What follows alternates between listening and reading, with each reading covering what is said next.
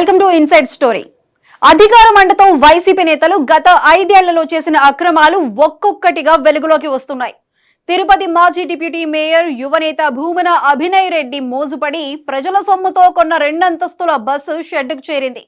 నగరంలో ఎర్రెర్రని నిగనిగలాడే double decker తిరుగుతూ ఉంటే ఎక్కడానికి జనం ఎగబడతారని అంచనా వేసిన నేతలు బొక్కబోర్లా పడ్డారు. ప్రజాధనాన్ని వృధా చేసి కోట్లు ఖర్చు పెట్టి కొన్న బస్సు ఇప్పుడు చెత్త కుప్పల వద్ద దర్శనమివ్వటం పట్ల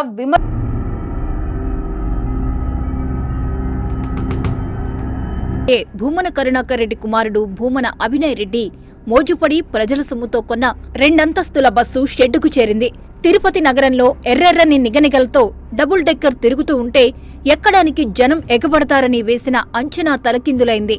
భూమన అభినయ్ డిప్యూటీ మేయర్గా ఉన్నప్పుడు దాదాపు 2.5 కోట్ల ప్రజాధనం పోసి తిరుపతి కార్పొరేషన్ కొన్న ఎలక్ట్రిక్ డబుల్ డెక్కర్ బస్సు చెత్తకుప్పలో దొరికే పాత బొమ్మలా మారిపోయింది.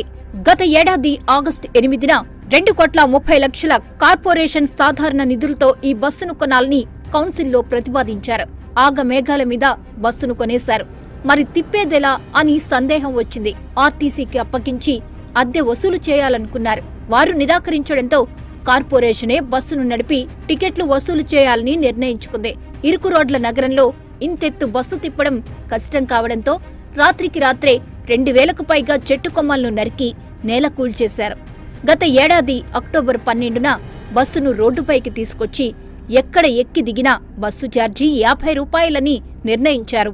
ఇబ్బడి ముబ్బడిగా ఆదాయం వస్తుందనుకున్నారు. కానీ రోజుకు 10 మంది కూడా ఎక్కలేదు. దీంతో బస్సును కొంతకాలం ఉచితంగానే తిప్పారు. అయినా జనం ఎందుకో పెద్దగా ఎక్కలేదు. ఇంతా చేస్తే బస్సుకు రిజిస్ట్రేషన్ లేదు.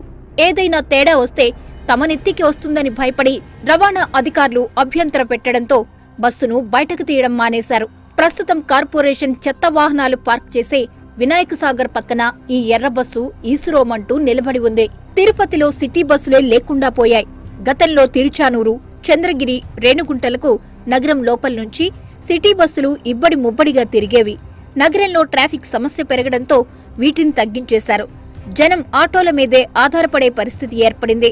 కోట్ల రూపాయల ఖర్చుతో సోకుల బస్సులు కొనే బదులు చిన్న సైజ్ సెట్విన్ బస్సులు కొని నగరంలో తిప్పితే ఆటోలు, బైకుల సంఖ్య కూడా తగ్గేది. ట్రాఫిక్ అవస్థలు తప్పేవి. ప్రజలకు రవాణా అందుబాటులో ఉండేది.